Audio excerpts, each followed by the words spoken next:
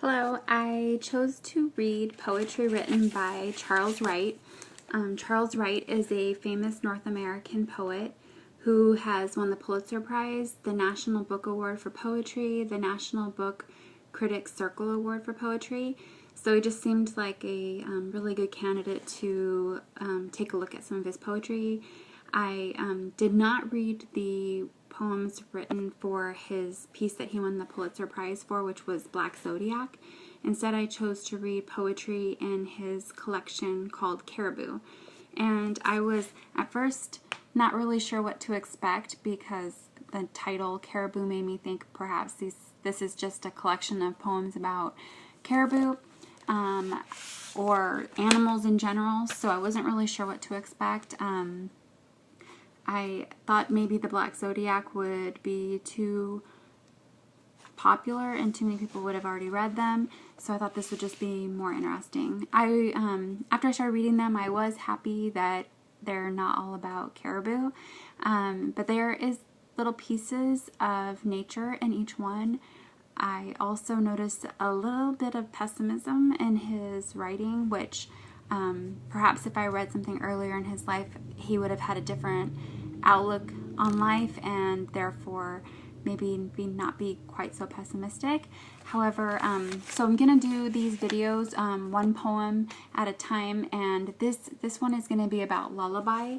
And so let me read Lullaby to you first. So the poem goes, I've said what I had to say as melodiously as it was given to me. I've said what I had to say as far down as I could go. I've been everywhere I've wanted to, but Jerusalem, which doesn't exist, so I guess it's time to depart. Time to go. Time to meet those you've never met. Time to say goodnight. Grant us silence. Grant us no reply.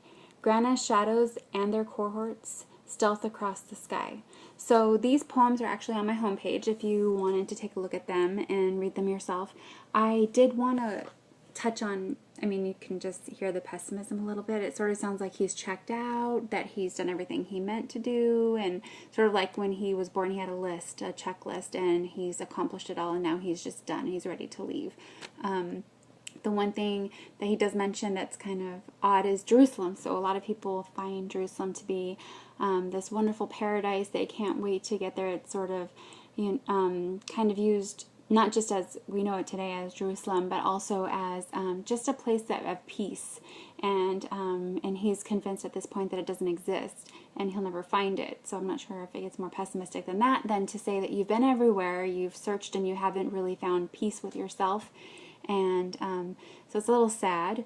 I wasn't really expecting that, like I said, from something called Lullaby, which sounds really sweet, and then in a collection of poetry titled Caribou, you didn't really expect so much pessimism and for him to be so done with life. It just, those two things just didn't scream that to me. So I was kind of surprised by that. And the way that he says time to say goodnight, I can't really tell if he means like to die or if he means, okay, this day's over, I don't want to do anything else. So maybe it's not so much about death as it is maybe about like I'm done with the day, kind of thing, and I'm going to try tomorrow.